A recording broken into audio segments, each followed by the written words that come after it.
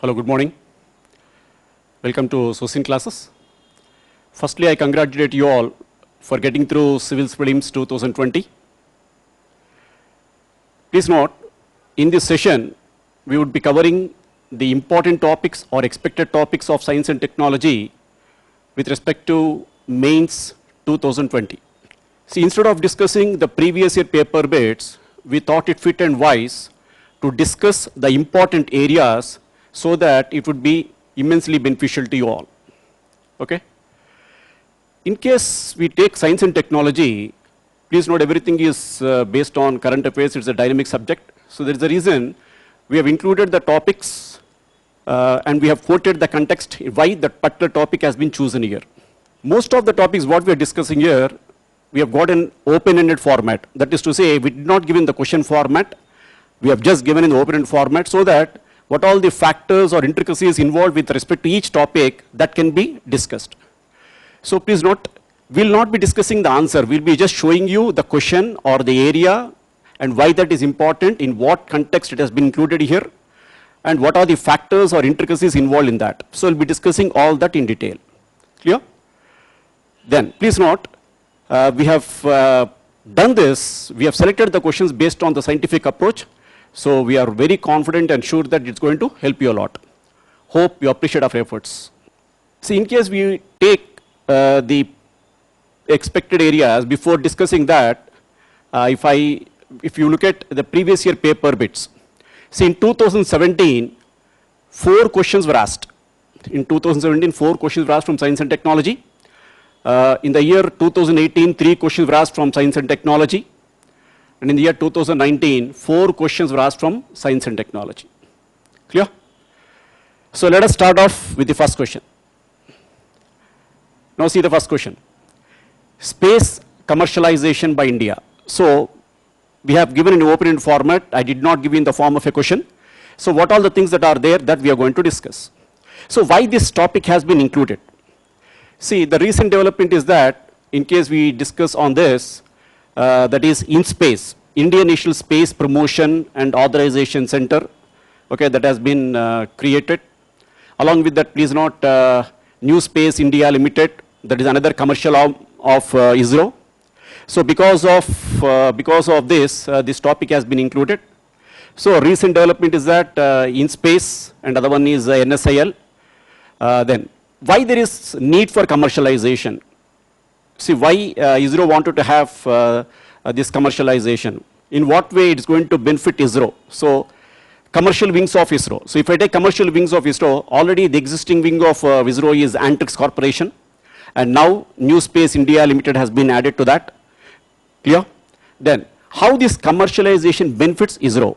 So, these are the factors that you are supposed to know on this, and we feel it's very important because of creation of INSPACe, as well as the establishment of NSIL. Then what are the concerns? See, in case we go for commercialization, of course, already has been done. So what are the associated concerns and suggested measures on that? So these are the areas that are included under space commercialization with respect to INSPACe and NSIL. Am I clear? Right. Then let us go to the second question or second area. See, anti-satellite missile test, ASAT. Okay, so we know that it's a part of Mission Shakti. So here, the area that is included here is that ASAT test, why India conducted this, and what is the consequence of it? What are the after effects of ASAT test? If any country conducts ASAT test, what are the after effects of that? Okay, that is issue of space debris. So what is ASAT? So that is anti-satellite test. Then why it is important for India, why India has conducted that, why it is important for India. Then what are the associate concerns or fears, okay. Then what is space debris or space junk, okay. And what is Kessler syndrome, okay. These are the areas on which you are supposed to focus, Kessler syndrome. Then with respect to space debris, what are the missions involved in order to clear, at least mitigate the problem. So the first mission is remove debris mission and clear space 1 mission. Okay, remove debris mission and clear space 1 mission. In that way, the first question and the second question both are related to the space. The first one is on commercialization of space. The second one we say slightly related to weaponization of space. Coming to the question number 3. So again, this is related to space. So please note here we have divided the areas in such a way that you can have a focused approach. So in case you take the third one, that is the problem of space junk. As you may be aware, more than 7,500 tons of space junk is generated, okay? And because of which it's going to create a number of problems. So what are the suggested measures for that? So if you take order-wise, what are the subtopics included in that? What is space junk? How it is formed? Areas of concern? And safeguarding satellites against the threats and attacks, okay? And India's initiative, that is Project Netra. So in case you take Project Netra, which was established in the year 2019, so we have got the capability that is SSA, space situational analysis, okay? And because of which we'll be able to know exactly like which are going to hit the satellite. So we can in advance know that. And measures for mitigation of the problem. So all these areas are included under that question because here we are just focusing on the problem of space junk, okay, and what are the suggested measures on that. Then fourth one. So please note, fourth one is totally focusing on the weaponization of space, okay, as India has conducted a SAT test, okay, and because of that, please note, not only that, if you take the attitude of China or the approach taken by USA, so we say weaponization of space assumes importance. So we can call it as this fourth arena of warfare. Then weaponization of space and militarization of space, the second factor, the second point. Then UN resolution on that, Paris, prevention of arms race in outer space. And what is India's response in growing threats? See, why India has conducted ASAT, basically in order to see that there is a response that the Indian satellite system may be attacked. So there is a reason in order to see, in order to respond to that, ASAT has been conducted. So ASAT is part of Mission Shakti. So India's approach to the weaponization of space and what is significance of Mission Shakti. See, all these are the areas that are to be known under the weaponization of space. Quantum technology. So please note, quantum technology assumes a lot of importance. Under quantum technology, see, you're supposed to know what is quantum computing, what is quantum satellite, quantum supremacy. Okay, so this has been included because there is a national mission on quantum technology and application. Okay, nation mission on quantum technology and application. So because of which it assumes important. Government has outlaid 8,000 crores for this. So what is quantum technology? What is quantum computing, or what is a quantum computer?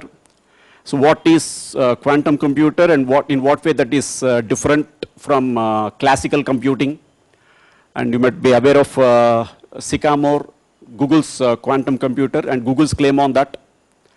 Why there is special emphasis on quantum technologies? That's very important. Why Indian government has outlaid outlay of 8,000 crores for that? So these are the things that you are supposed to know.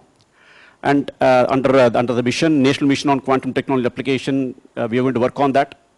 And please note, another important point is that MICUS quantum satellite, okay, MICUS quantum satellite, which is of China's.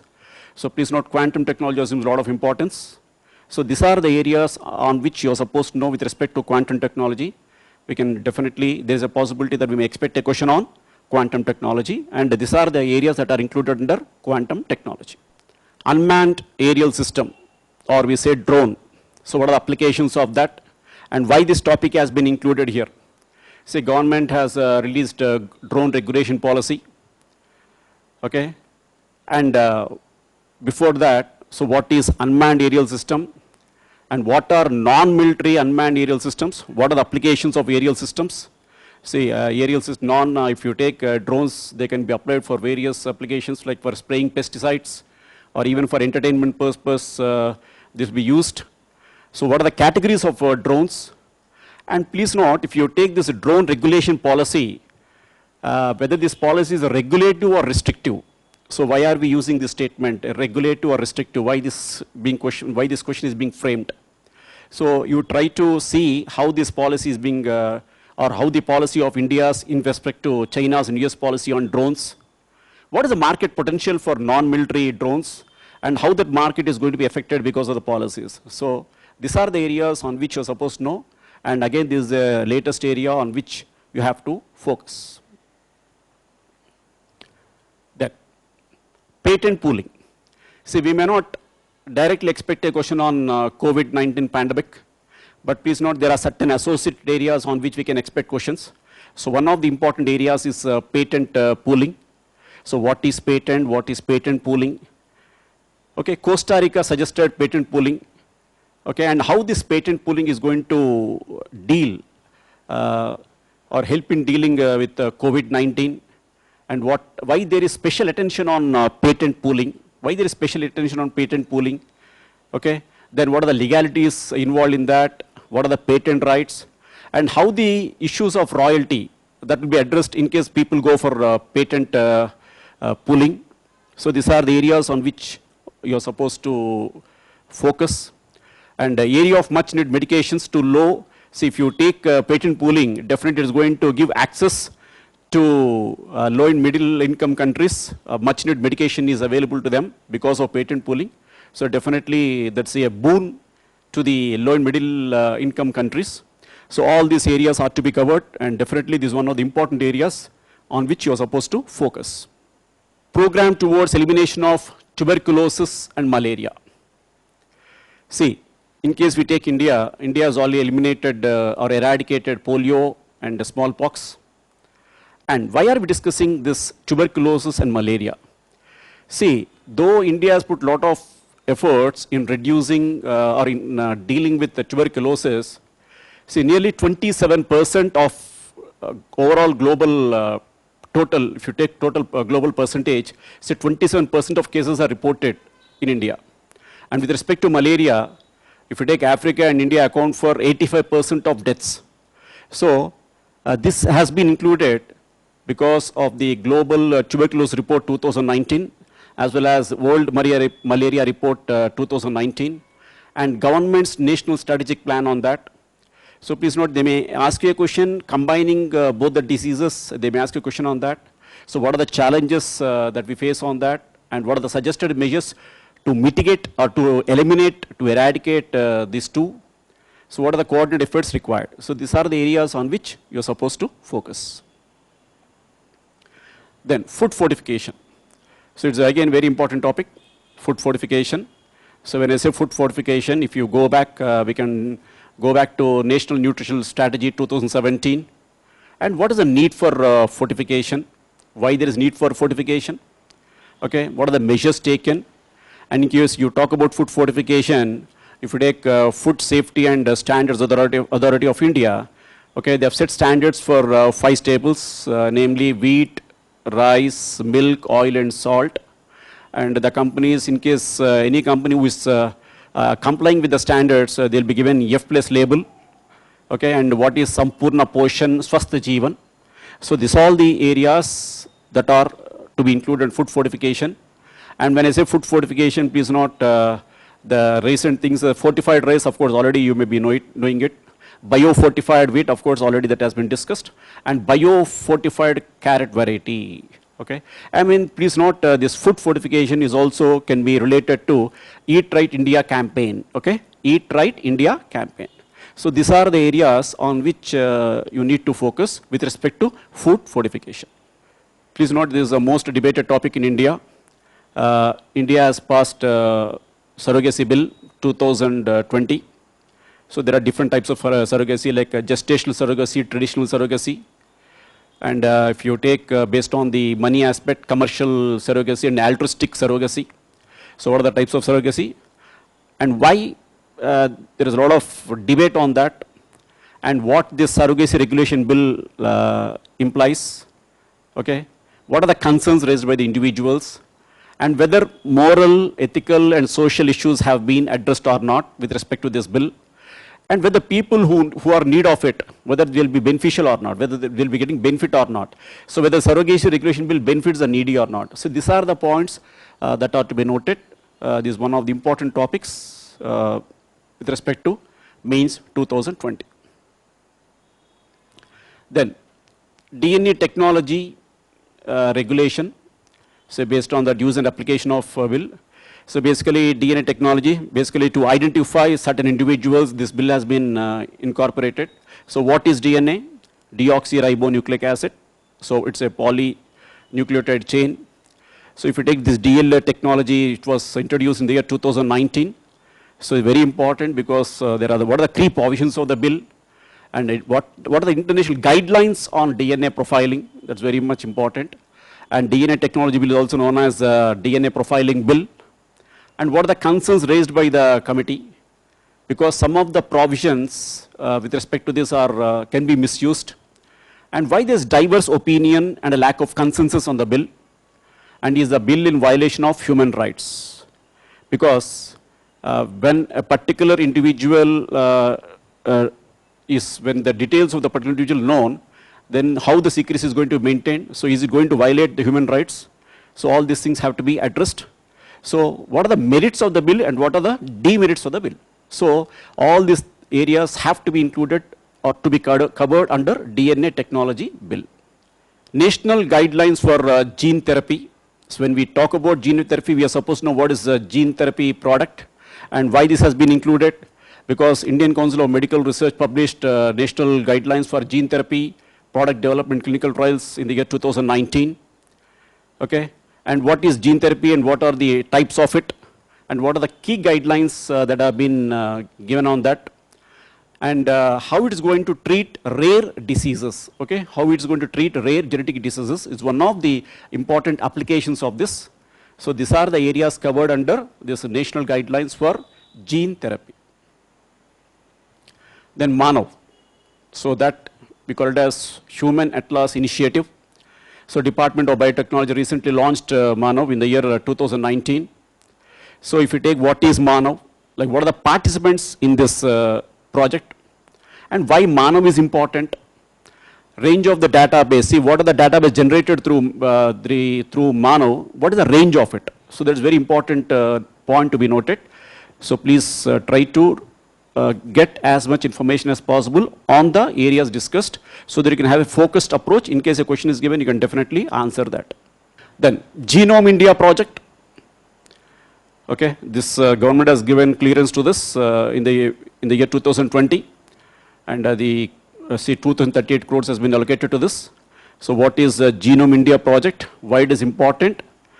And if you take the international program that is called as Human Genome Project, so in what way this is different from that? How the project would be beneficial and what are the concerns? What are the concerns of this Genome India project? So these are the areas, and please note we may expect question on Genome India project or genome therapy product what we have discussed earlier. So these are the areas definitely we can expect a question, because if you refer to the previous papers, please note one question is asked on biotechnology or biotechnology related topics. So in that way, there is a chance that a question can be expected on these areas. Indian Human Microbiome Initiative. So what is human microbiome? What is the significance of research? And how this, the range if you take, it has got a wide range of research. Why? Because of India's vast potential for microbiome. So it's a very important thing you're supposed to know, because the range is so wide because of India's vast potential. This is an important point to be noted. And what is the action plan suggested on this? So these are the points on which you are supposed to focus with respect to Indian human microbiome. Then CRISPR technology. So there is a gene editing technology. And what are the applications of gene editing? In what way this CRISPR has got an advantage over other techniques? And what are the issues associated with respect to CRISPR technology? Like when I say issues, it can be a social or anthropogenic. So you have to know what are the social issues involved in that and what are the anthropogenic issues involved in that. And regulations to be applied for the welfare of mankind. See, this is a very important point to be noted. Regulations to be applied for the welfare of mankind. So this we are supposed to know. National Digital Health Blueprint. Probably this topic can be included in social sciences. but we have included because it assumes importance. So please note, if you take this National Digital Health Bioprint, there is an architectural document of National Health Stack. With regard to that, you are supposed to know what is the objective or objectives of National Digital Health Mission and what is the significance of it, and what are the recommendations made on the recommendations of the blueprint on this. So these are the points on to be noted. Definitely we can expect a question because the committee that was formed on this is headed by Mr. J. Satyanarayana. So this was, the report was given in the year 2019. The nanotechnology in agriculture. Please note, if you take nanotechnology, a question was asked on nanotechnology applications in 2016, Civil Services Mains. But why did we include here is because this topic, this area specifically is focusing on agriculture. That is the reason this topic has been included here. So Center has released guidelines for evaluation of nano-based agri-input and food products in India, okay, in the year 2020. So what is the scope of nanotechnology in agriculture? And what are the benefits of nanotechnology from agriculture point of view? And what are the concerns raised based on that? So what are the concerns regarding nanotechnology in agriculture? So these are the areas on which you are supposed to focus. Probably, please note, if a question is asked, they're going to focus only on this because a general application on nanotechnology, the question has already been asked. Then, proton therapy. So again, this is a very important topic. Proton therapy, please note, if you take this, this therapy center was set up in Chennai for the treatment of cancer. Okay, this is also known as proton beam therapy. And why this, how this proton beam therapy is different from radiation therapy, what are the advantages it has got? This is a very important point to be noted. And what are the challenges involved with respect to proton therapy? And India ranks 16th in offering this proton therapy treatment. And please note, this topic and the next topic, that is biosimilars, these two topics may be combined to ask a question because they may ask you a question like what are the latest or recent technologies that can be adopted to treat cancer. Because if you take the 20th question or 20th area that we talk about biosimilars, okay, Biocon become the first Indian company to get a US FDA nod for the biosimilar drug Ogviri. So what are biosimilars? So what are biosimilars and what are generic medicines? What are the differences and what are the similarities on this? Because generally we feel that both are similar, but both are not similar. Okay? And what is the significance and need for biosimilars? So please note, if a question is asked, in case if they widen the question, they may ask you a question on the treatment of cancer with respect to the recent technologies where biosimilars can be included and proton therapy can also be included in that. Then, next one, zoonotic diseases or zoonosis, as the name says, zoonotic. Okay? So this report was given in the year 2020 by United Nations. Basically, as the name says, zoonotic. See, the diseases that the human beings get from bacteria or virus or parasitic. Okay, so from the animals. So zoonotic can be bacterial, viral, or parasite nature, such as you take Ebola, malaria, even COVID-19. So 60% of human infections are estimated to have an animal origin. And 75% of emerging infections are zoonotic. So there is a reason, please note, it assumes importance based on that. Okay, as the report was released in July 2020, probably we may expect question on this. And please note, the important point is that what are the 7 anthropogenic factors identified for this, with respect to this zoonotic disease, and what are the recommendations suggested. So these are the areas on which you are supposed to focus on zoonosis. The data localization, this is a very important topic. So it can be included under social sciences or under cyber security. Okay, but we are discussing under science and technology. So what is data localization? Why it is important for India? Okay, and what is the report, Sri Krishna report, committee report says on that? And this bill was made in the year 2018. And what are the concerns and challenges? And the policies that have been there in that, what is the effectiveness of these policies? And what are the possible solutions suggested to that? And please note, this is an area on which we can expect a question, very important topic, data localization. And please note the last topic. See, please note, generally we may expect a question that is on the contributions made by Indian scientists. So we may expect a question on Dr. Shant Swarup Bhatnagar or Dr. Srinivas Ramanujan or Dr. Vikram Sarabhai. So how India benefited from their contributions. So they may directly take the name of the scientist and may ask a question, or else they may indirectly take the contributions made by these distinguished and a question can be asked. Clear? And please note, if you take last year, 2019, so that is the birth centenary of Dr. Vikram Sarabhai. So please note, so a question can be asked on that. So in the way, please note, these are the areas which we would like you to focus with respect to Civil Service Means 2020. As is, please note here, we did not give it as a question. We have just given in open-ended format so that what all the factors or what are the intricacies that are there with respect to each topic that are included. So we want you to look at these topics. We want to focus on the areas that have been suggested here and try to focus and try to prepare seriously with respect to that. And we are very sure and confident that this is going to help you. We thank you very much.